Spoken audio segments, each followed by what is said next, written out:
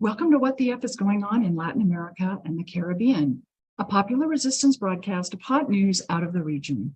In partnership with Black Alliance for Peace Haiti Americas team, Code Pink, Common Frontiers, Council on Hemispheric Affairs, Friends of Latin America, Interreligious Task Force on Central America, Massachusetts Peace Action, and Task Force on the Americas, we broadcast Thursdays at 4:30 p.m. Pacific, 7:30 p.m. Eastern, right here on YouTube Live, including channels for The Convo Couch, Popular Resistance, and Code Pink.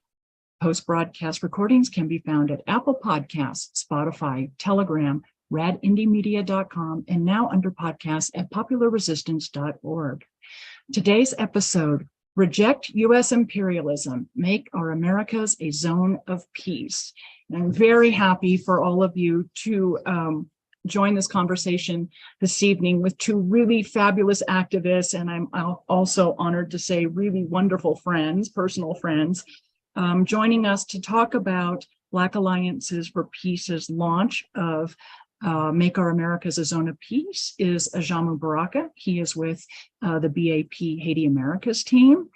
And Black Alliance for Peace is a broadcast partner of this program. And then also joining us this evening is Margaret Flowers. She's the co-founder and director of Popular Resistance and the host of the podcast and radio show Clearing the Fog.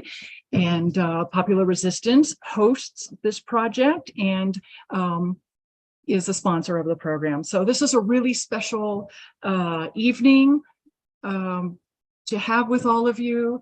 And I'm so happy to have two friends, longtime activist friends and personal friends, join the conversation.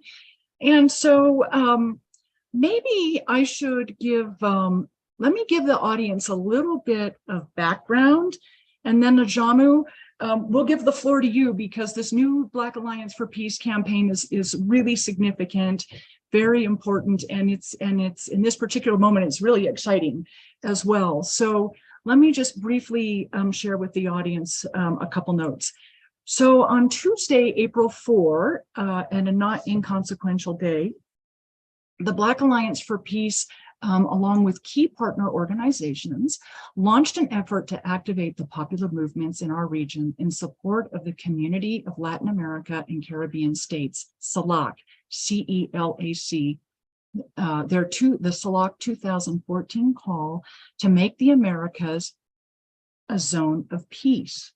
The campaign will be informed by the Black radical peace tradition, with its focus on the structures and interests that generate war and state violence, including colonialism, patriarchy, capitalism, and all forms of imperialism. The fight for a zone of peace is an attempt to expel all of these nefarious forces from our region. So with that, Ajamu, why don't you tell us how this came about? I know that you personally have been working to launch this campaign for quite some time. The launch was on April 4. There was a fabulous press conference in Washington, D.C. I will share the link with the audience to that press conference. Well, thank you, Terry, and it's a pleasure to be with you again. And it's always a pleasure to be with Margaret Flowers. And looking forward to our conversation. Just briefly, as you indicated, we launched the campaign on April the 4th. And as your listeners know, April the 4th is a very important date. Of course, it's the date that we launched the Black Alliance for Peace back in 2017. But we launched it on the 4th for a particular reason. Is also the date that we believe elements of the U.S. state were responsible for the assassination of Dr. Martin Luther King. And so we thought that it would be fitting to launch our organization dedicated to peace on that date, to not only remind people of the forces that conspire to undermine peace efforts, but also to remind people of the outstanding work of Dr. King and the movement that produced Dr. King. Because the Black Alliance for Peace is, in fact, an attempt to build movement, to build organization. And that's what Dr. King was all about. That's what the Black Liberation Movement was all about. That's what the radical movements were all about in the 1960s and 1970s, and even before that. So we decided that we would launch this campaign, a campaign, as you indicated, we have been working on in terms of building relationships from across the region for more than a year. We were very much aware of the call by CELAC in 2014 in Havana for our Americas to be a zone of peace. And it's important to emphasize this notion of our Americas. One of the objectives of our campaign, beyond trying to expel those forces that are dedicated to war and subversion, violence, that process of building the ability or the capacity to expel these forces also are the part of our campaign is to build a consciousness, an American-wide consciousness. Often many people in North America, the northern part of the Americas, tend to forget that they are in fact part of this region. Mm-hmm. So building an American-wide consciousness and understanding that the fate of the peoples of the global South, the southern parts of the Americas, Central and Southern South America and the Caribbean, is a common fate, that basically those of us in the North have interests that are completely bound up with the interest, the desire on the part of the people for peace and prosperity, that we have a common interest because we have a common enemy. So this campaign is a campaign that we believe is timely. We know that the call for a zone of peace in 2014 was a call made by the various states. There was a popular component of it that emerged for a moment, but it kind of stalled out. So what we are attempting to do is to revive that popular component, the people-centered component, if you will, of this call to make our zone, make our region a zone of peace. Because we recognize that in the end, the only forces capable of pushing out those forces that perpetuate violence and suffering in our region, in our nations, are in fact the organized people.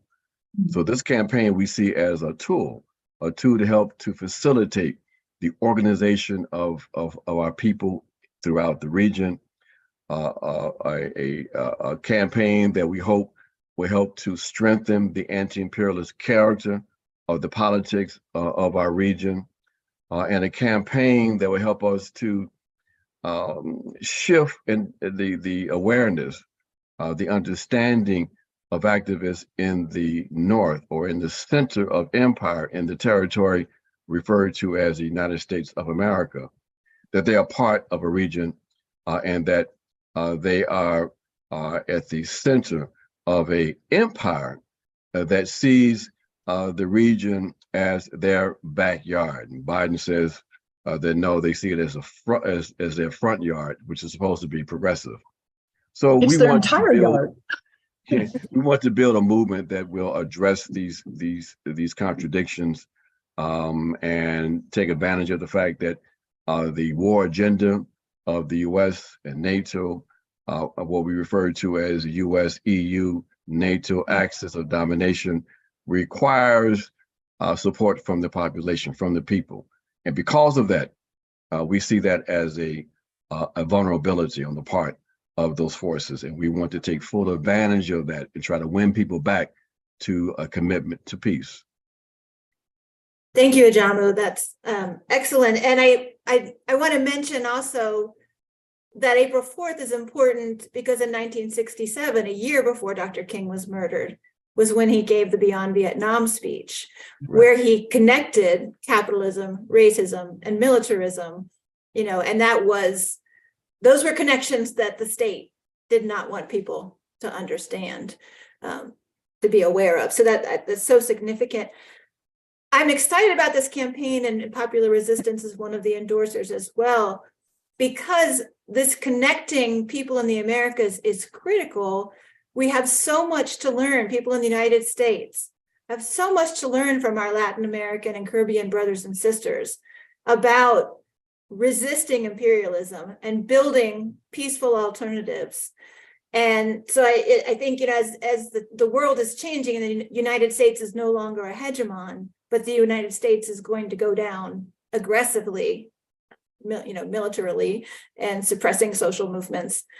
So it's imperative that we learn these lessons. I wonder if you could tell the listeners a little bit about the concept of people-centered human rights and why that's part of this and what that is, why it's important. Well, the concept of people-centered human rights is a framework that emerged out of the agitation and organizing of Black activists, really beginning at the end of the Second Imperialist War, or what people refer to as the Second World War, in 1945. One of the institutions that the victorious powers committed themselves to, that theoretically was supposed to be committed to maintaining international peace, was in fact the United Nations. One of the pillars of the UN in terms of its values and indeed its political objectives was not only to maintain peace, but also to be committed to the ideal of fundamental human rights. The notion that every individual and even collective eventually should be seen as having fundamental human rights. Part of that commitment required that those human rights had to be formalized. And so there are Black activists who saw an opportunity to help to formulate a human rights framework that would address all of the contradictions they saw impacting people and undermining the ability of people to be able to realize their human rights. So activists like Du Bois, the activists who were organizing in a formation called the National Negro Congress. Du Bois, of course, was organizing with the National Association for the Advancement of Colored People, the NAACP, the Council on African Affairs, Paul Robeson, William Patterson, and others saw an opportunity to shape the framework. And so they involved themselves very heavily in the work of the United Nations Human Rights Commission that was tasked with the responsibility of formalizing what would become the human rights framework. And so they did that. And as a consequence of that work, the petitions that they submitted to the United Nations Human Rights Commission, it helped to formulate what became the framework. In fact, many people argue, and I argue, that it was that agitation that really reflected the potential of the framework and the potential of the United Nations. And that's precisely why there are elements in the U.S. that saw this framework as potentially dangerous, and they began to try to undermine it. So this agitation, this radical understanding of the potential of the human rights framework, this attempt that they made to connect up the contradictions they were facing with racial oppression in the United States with the ongoing colonial situation, became what we call the Black radical human rights tradition. And that tradition is a tradition that puts the people at the center, and why it recognizes the importance of these international treaties and instruments. We don't recognize that as representing the extent of the human rights framework. We say that the human rights framework, and what we see as the breadth of that framework is something that's in formation. It comes out of the people's struggles. That is the people-centered framework, a framework that rejects the notion that human rights is something that's neutral, objective, non-political. We say Top-down, no. yeah. We say that the human rights are, in fact, human rights that have to be emanating from the contradictions, the needs of the people themselves. That we name the enemy of human rights. We name the structures that undermine human rights. So this people-centered framework is at the core of the work of the Black Alliance for Peace, and the core of the work of the approach we're trying to engage in with this campaign. In the campaign, we connect up the people-centered human rights framework with the Black radical peace tradition.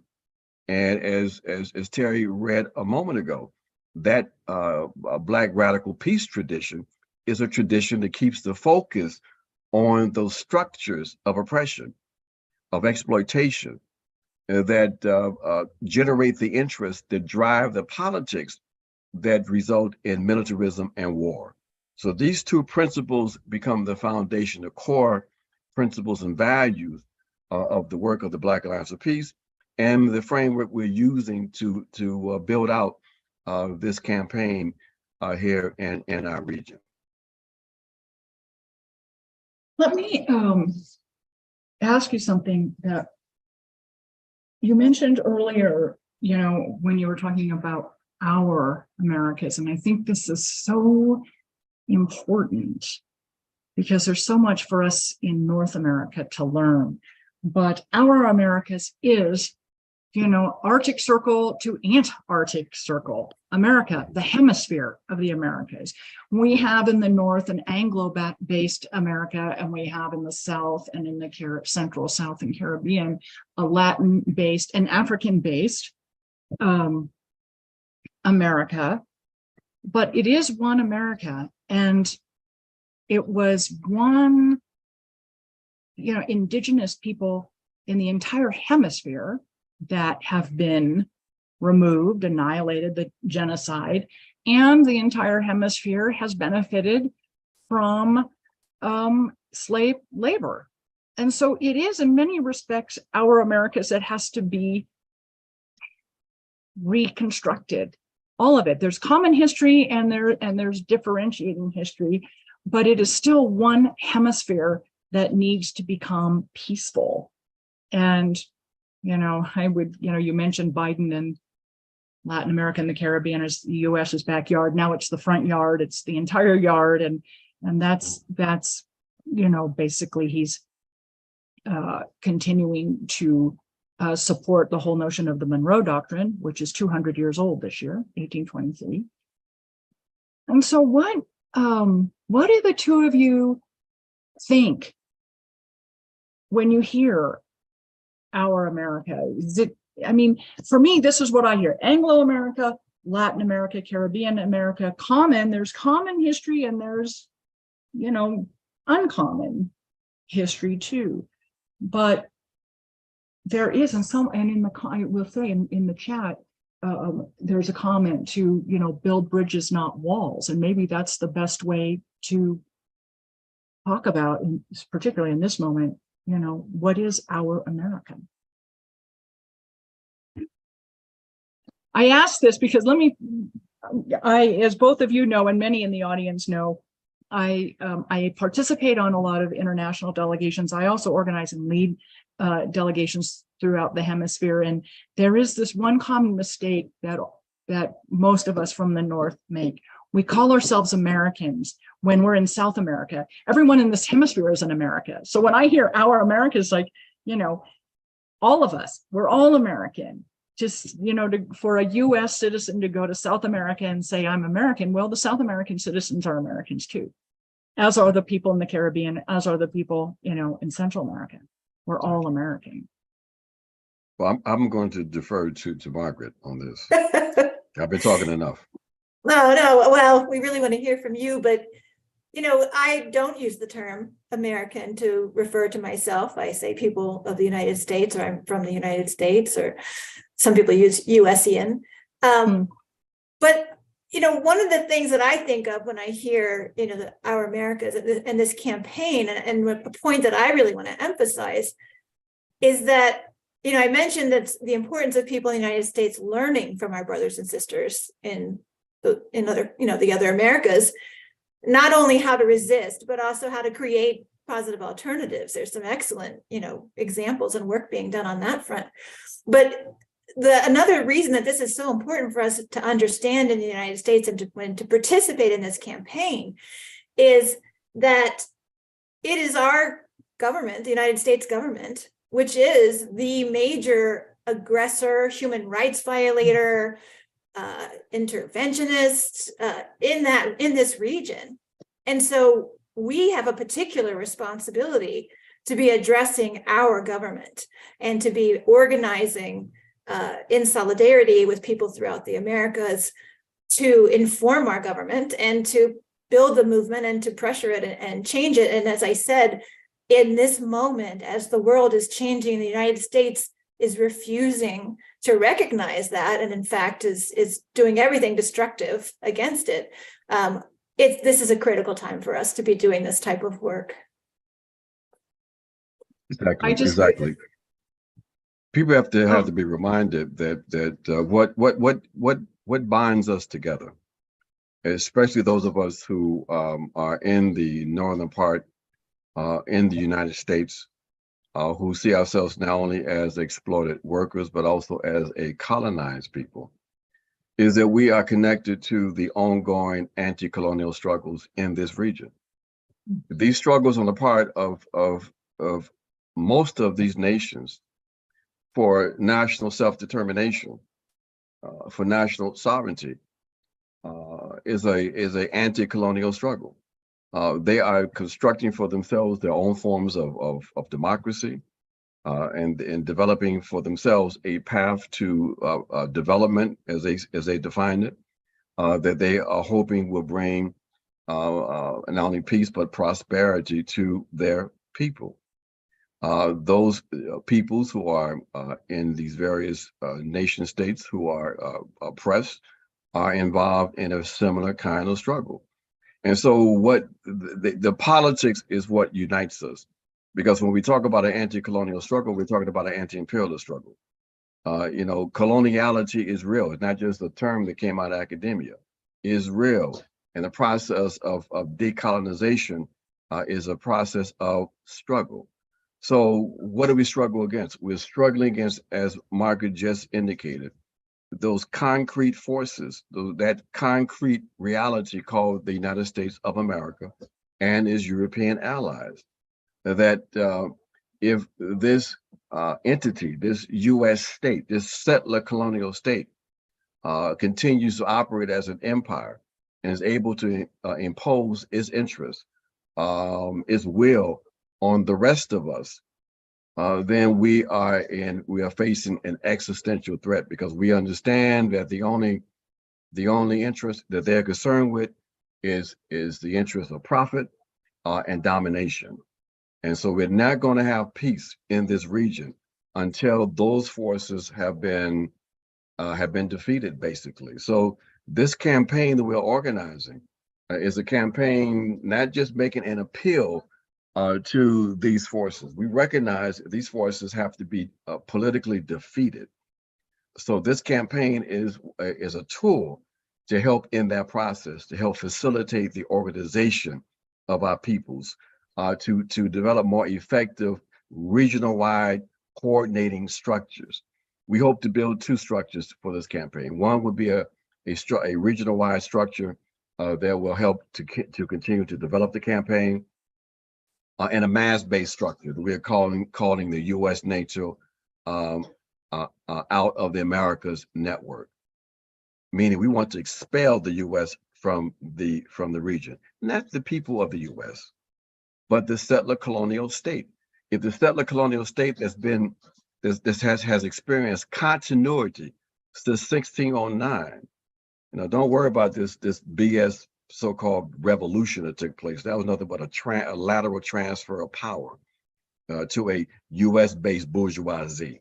Okay, so that settler state has been continuous until that settler state is transformed, then we're not going to be able to live in freedom in our region. So that is the target, the settler state and their European allies. So we are very, very clear about that in concrete, that this is a campaign in which the politics of this campaign have to be crystal clear. We're not sugarcoating what we're trying to do. We're building an anti-imperialist, anti-colonial movement in this region, and we're prepared to fight. You know, there is, and the audience is aware of this. There's actually two things. The movement building, which comes up, that's a theme that comes up over and over again in episodes of this program. But also, and the two of you are very aware of this, that since October of 2020, there have been elections across the hemisphere, presidential and legislative elections across the hemisphere, starting in Bolivia in 2020, all the way through Brazil this past fall, where the presidents have changed in countries, as have many of the National Assemblies, legislatures, to center left, and in some cases, social democratic governments that have proposed, an economy for their people, all the way to radical left governments that want to completely overhaul the existing capitalist economies that they've inherited through an electoral win. But through all of these elections, people voted for, in my opinion, national sovereignty, natural resource sovereignty, and economies, candidates that were proposing economies that would benefit all the people. This people-based human rights, as you have talked about, Ajamu. And I see the culmination of that now. This is just my opinion, my observation, that this shift that Black Alliance for Peace is proposing and is going to fight for is culminating in the South and is starting to congeal and pushing its way north. And so whatever happens in North America is going to be a reaction to what's already happened in the South versus a proactive.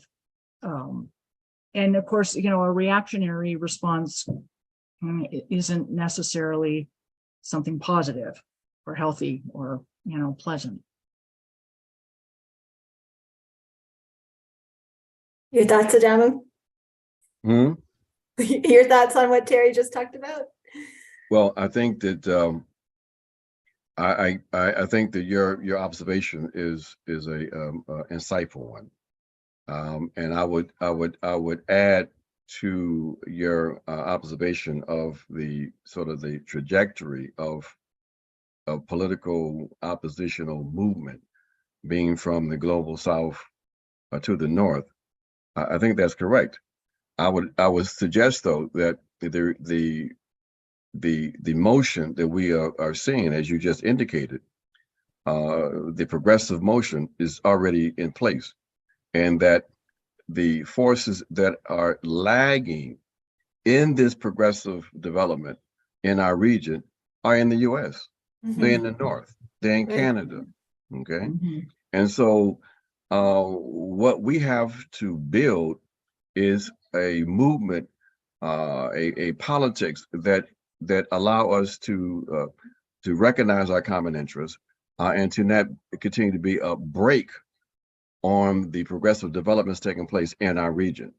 We have to struggle at the center of empire against those retrograde forces that continue to align themselves with their state, with their ruling class, in opposition to these experiments and movements toward anti-colonial liberation in the global South, in the southern part, and across our region.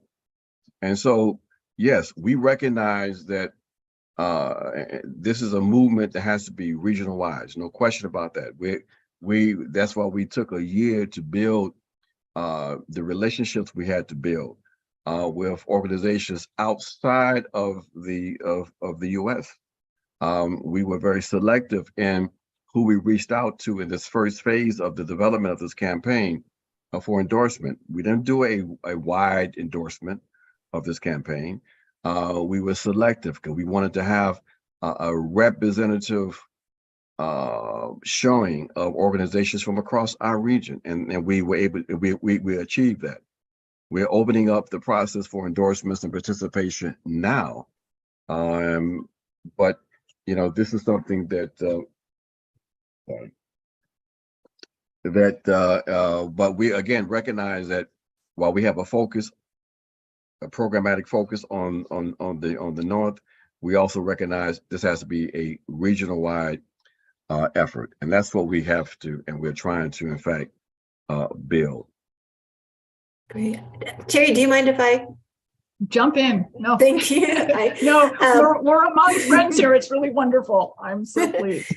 Yeah, the demands of this, the initial demands of this campaign, I think are very important, because I suspect that people in the United States are probably not even really aware of many of the issues that are covered in the demands. And I'm wondering if you could talk a little bit about how the demands came about and how they can be used to educate folks about what's happening, and the U.S. role and the NATO role, and the Western imperialist role in that region.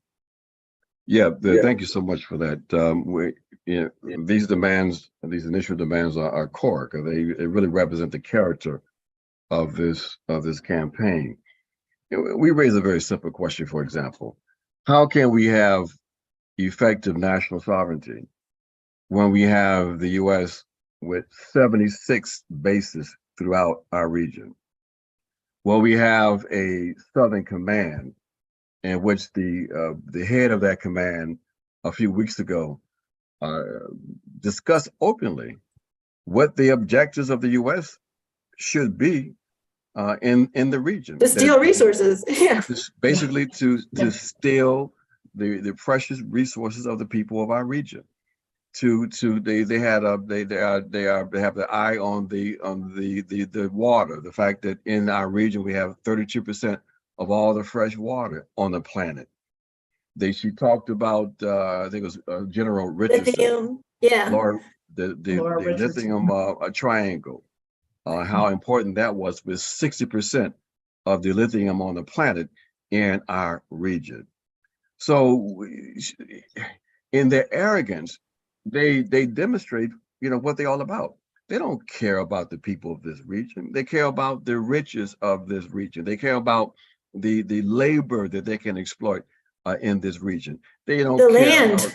About the land. They don't care about democratic development because they're anti-democratic. If they weren't anti-democratic, they would not be engaged in subversion in our region. So the initial demands, and I'm gonna read them, we said this is a developing campaign. So the initial demands that we are organizing around are: 1, dismantle Southcom, shut down the 76 U.S. military bases in our region, okay?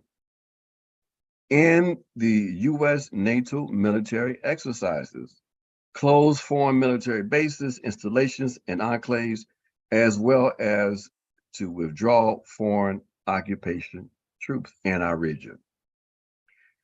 We say dismantle or disband the U.S. sponsored state terrorist training facilities.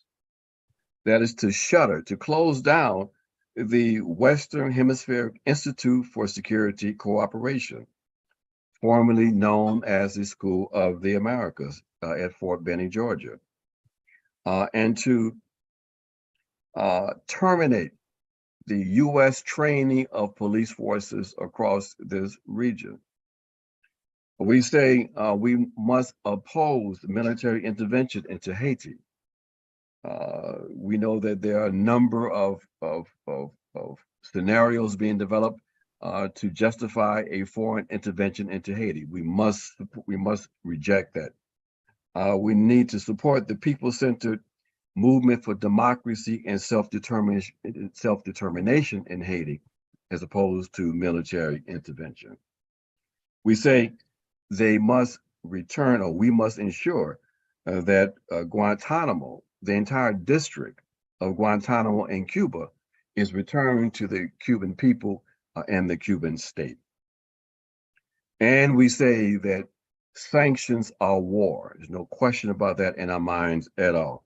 We say in our region, we have to end illegal sanctions and blockades of our regional states, including all economic warfare, lawfare, and recognize the sovereignty of the states in our region. So these are some of the initial demands that will shape the campaign, shape the work that people are going to be engaged in their specific national territories, to link up their struggles for self-determination with the struggles to transform the social relations and the relations of power between our peoples and our nations in our region, with the hegemon to the north and their European allies. That's why we see these attempts, like in Colombia, with the idea of total peace. And we say we support the notion of the principle of total peace. Let's extend that, though, throughout our entire region. You can't have total peace in Colombia without total peace in our region. We can't have something called total peace in Colombia, and we have not addressed the question of the bases in Colombia. We can't have total peace in our region and not talk about these NATO global partners in our region. So, the people are going to demand that these kinds of issues and contradictions are addressed. So, peace is what we are struggling for. Peace is what we are hoping to achieve. But we say, and we remind people that without justice there could be no peace, and without justice, without fighting, you can't achieve justice. So we are talking about building a struggle, building the capacity of our people across the region to struggle, to transform ourselves and transform these relationships. I'm glad you brought up Colombia, and there's a couple comments about Colombia in the chat as well, because it's, you live in Colombia, and You've been outed. yeah, Right. I used to try to hide that. yeah. Well, you're not there now, I'll say.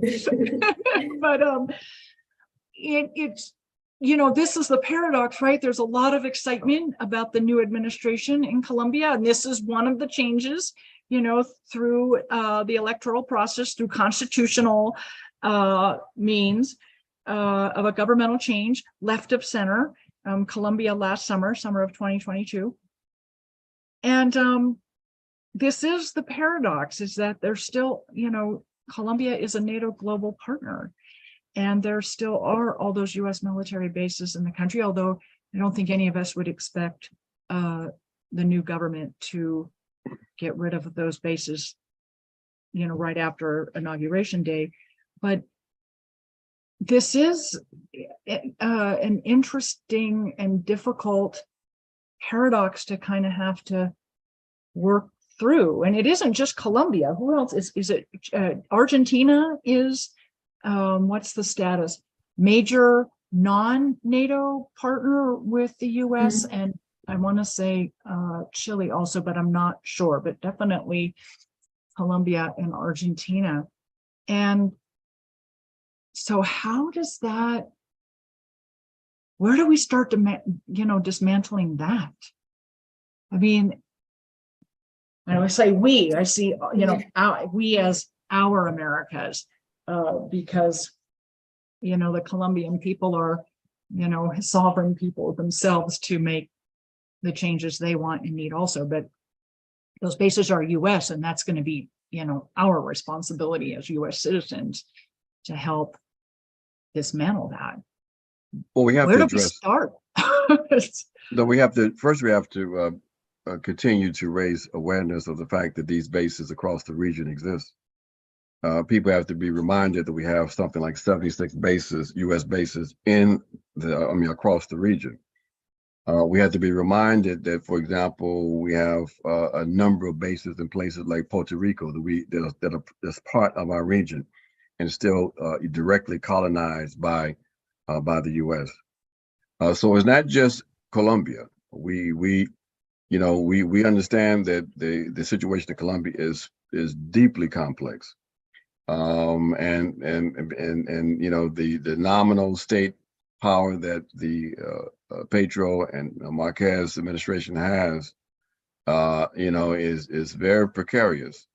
The attempts to try to develop a peace process with the National Liberation Force, the ELN, and other forces in Colombia is very, very difficult. Right now, we have a very difficult situation with an intensification of violence in the territories right at a moment that the peace process is trying to be revived. Okay, and we see some strange politics, and even some of our other friends, states that we have in the region that we are friendly with. But that's why it's so important that we have this people-centered movement, because it is the people themselves who make demands, who will ensure that there's accountability with all of these progressive states.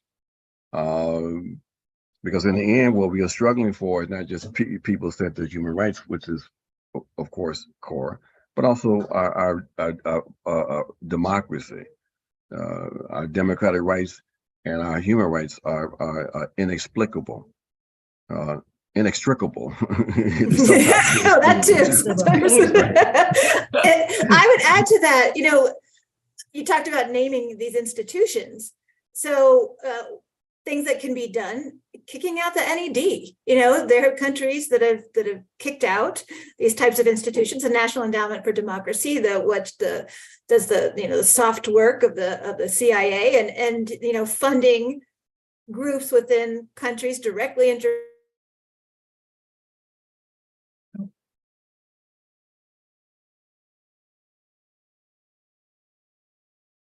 Did Margaret freeze? I think we lost her.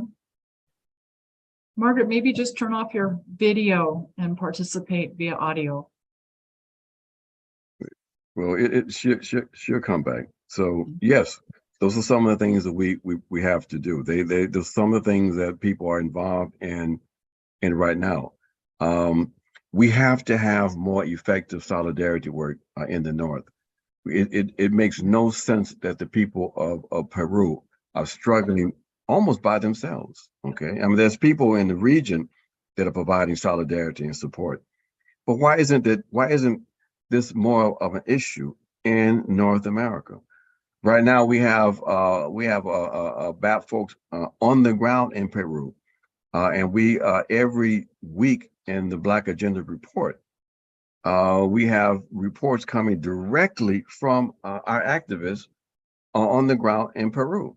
You would think that everybody will be flocking to that source of information, but they're not doing that. They seem not to really even care that much. Okay, we're talking about cloud. Yes, we are engaged in these navel gazing conversations around the character and nature of some of these states, while imperialism is given a free hand to undermine and subvert across our region.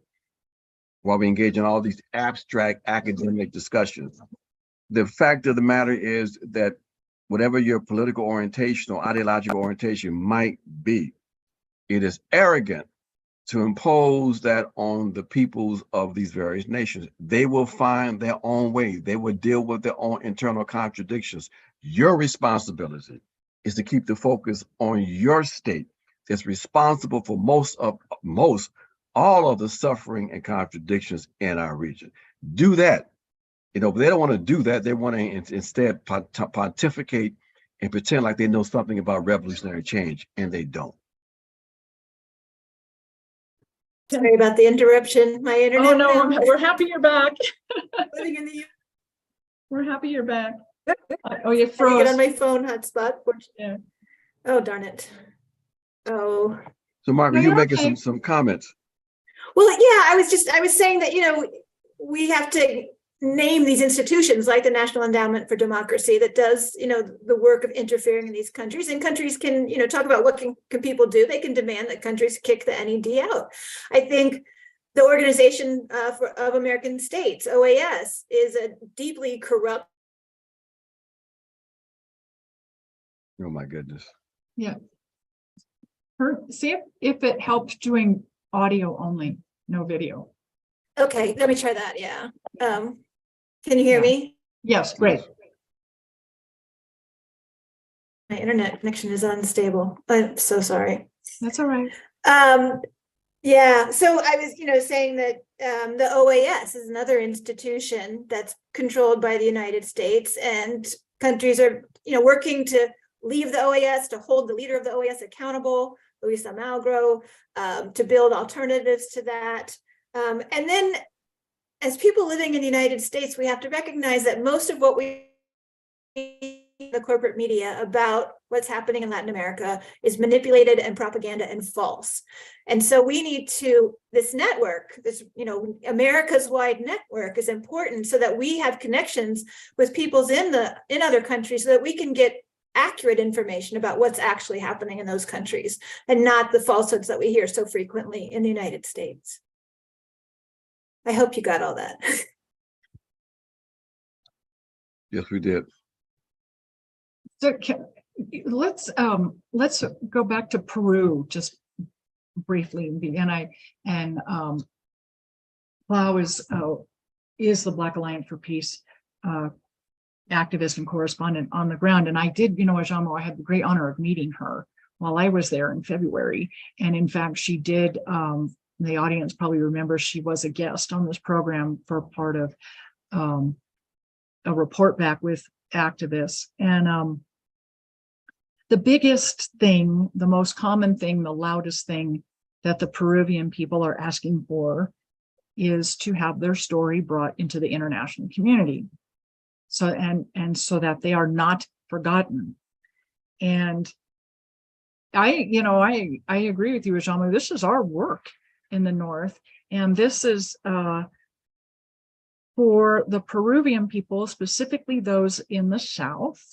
They are principally indigenous or first original people, as they call them in Peru, and campesino. And they live on land that has abundant fresh water and lithium, as well as other precious metals. And this is a 500-year struggle for them. It's the same paradigm. It's the same structure. It's the same pilfering, privateering, extraction of natural and human resources for the global North. There's one thing that is worth looking at on a map for all of us, to look at where the lithium fields are. And it is, and as you said, Ajamu, in Latin America, it's a huge percentage of the world's lithium fields, starting in the triangle with Argentina, Bolivia, and Chile, including Peru, and in Mexico. And where have all the recent coups, political disruption been?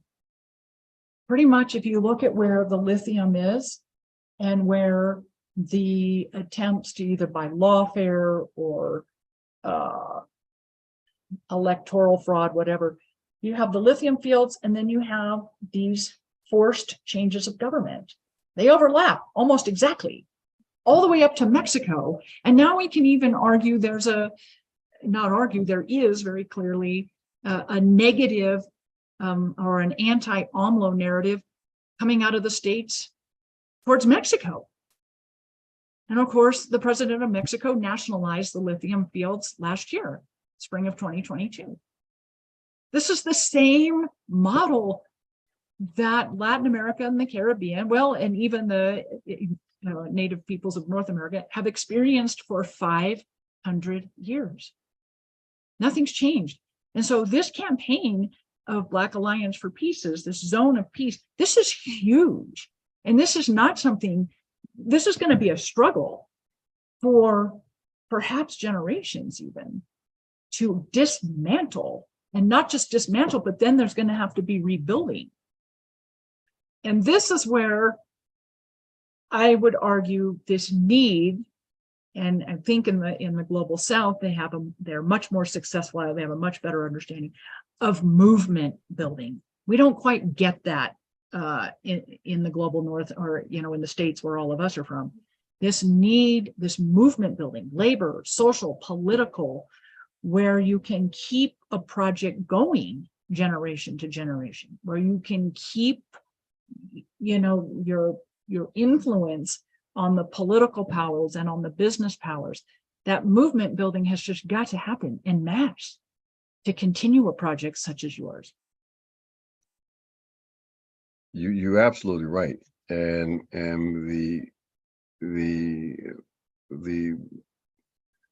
I hate to be, some people think overly dramatic, but I refer to them as the enemy. The enemy also recognizes this, and they are making moves to undermine the progressive developments in our region. And they're using some tried and true methods to do that.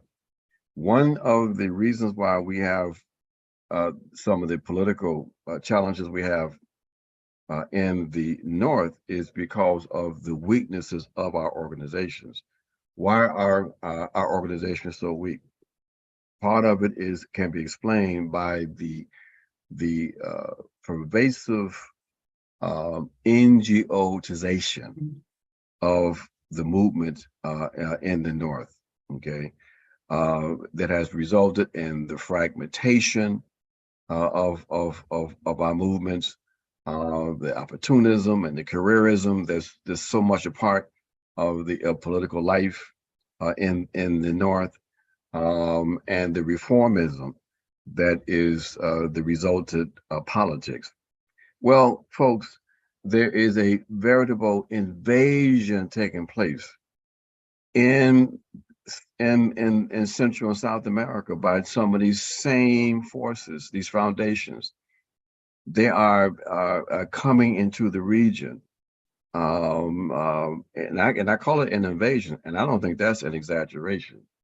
With the same kinds of methods to fragment the radical opposition. Now, they're not going to be as successful because of the traditions of radicalism we have across the region, but they can be pretty disruptive, and we're already seeing some results of that. So, as you said, Terry, this will be a struggle, and it's about movement building. I don't think it's going to be generations, because the contradictions that we are facing in this region and globally are such that we don't have generations. If there's not a check on global capitalist power, where we are able to construct methods of cooperation, dealing with these global challenges like climate change, we're not going to be here. If we're not able to build a movement that can put a check on these maniacs who are making policy in the US and Europe, we're not going to survive, because you see the kind of dangerous politics that these amateurs are pursuing with this manufactured crisis in Ukraine. And you see the effectiveness of propaganda in the US, where you have massive public opinion who perceives the Russians as the enemy and Putin some kind of nut or whatever. I mean, it's so incredibly effective. And they're already creating the conditions to pivot to China. And they understand they have an even more juicy target with China, because of the fact that while the Russians have been ejected from whiteness back in 1917, they still look European. And so there's still some degree of sympathy for them in some places, even though the Slavs have always been seen as basically pretend to be Europeans. But the Chinese, the full force of white supremacist ideology will be in place. Okay, we already see it.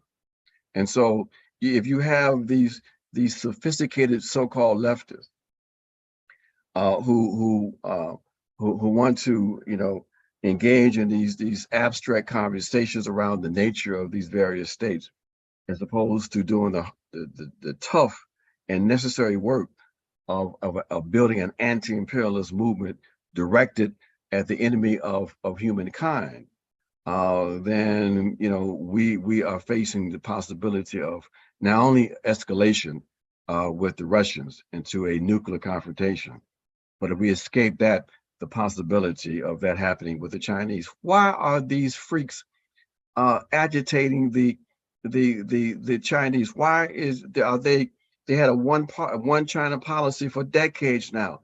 What are they trying to do? Do they really want war with the Chinese? Do they want all of the lithium? Here's a state. Lithium. Here's a state that hasn't won a major conflict since the Second World War, and they didn't even win that one. And now they want to fight the Russians and the Chinese simultaneously? This is madness.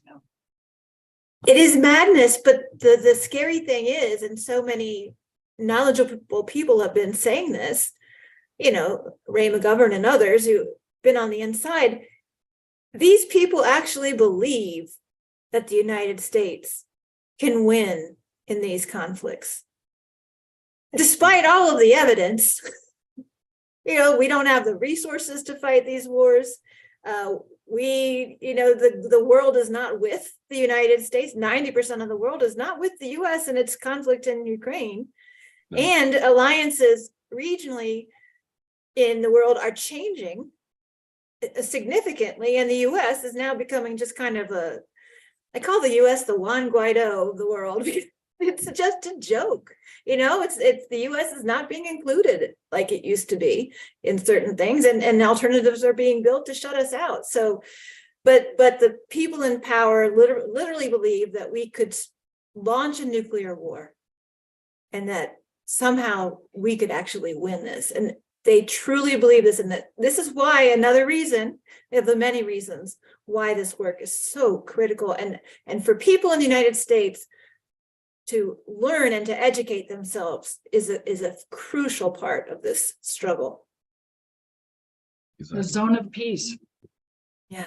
So how do people find out and join? You said people can, now you're opening the endorsement. I have been posting the link to the Black Alliance, to the specific page, Ajamu, the Black Alliance Zone of Peace campaign. I've posted it multiple times in the live chat, and it is also included among other additional links in the program notes, which will be in the description of the episode on the YouTube channels. Yeah, and Black Alliance for Peace.com.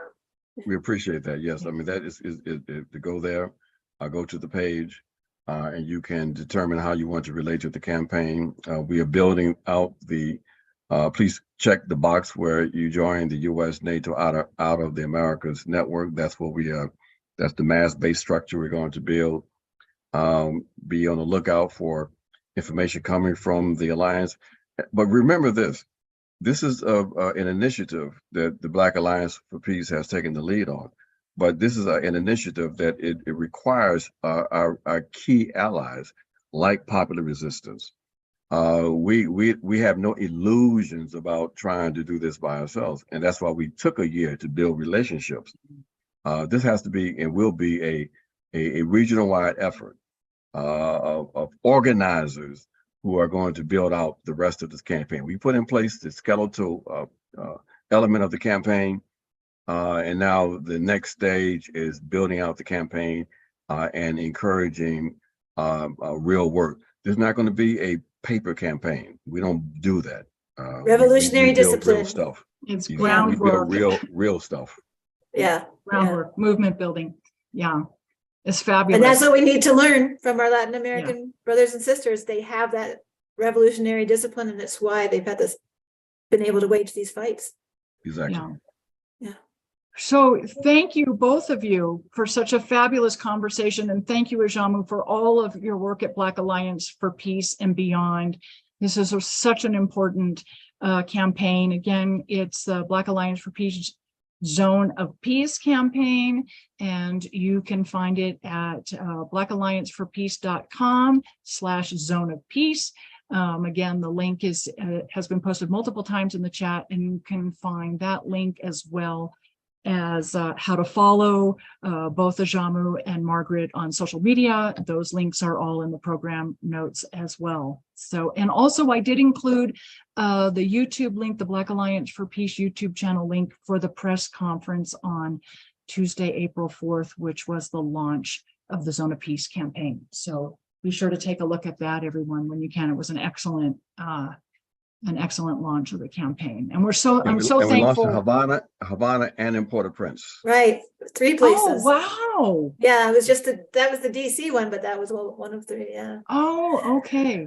Well, just for the audience, I think you all know, because you have watched, Jamima Pierre was on in the fall when there was this overt U.S. narrative of U.S. intervention in Haiti, which still continues, but she did a fabulous episode with us on what was happening in that particular moment. And for the audience, it's really important, the work that Black Alliance for Peace does in connecting the continent and peoples of Africa through Haiti to the Americas. That history is so important to understanding the Americas, and in my opinion, the global South as a whole. So, so Haiti's such an important link that we need to be talking about more.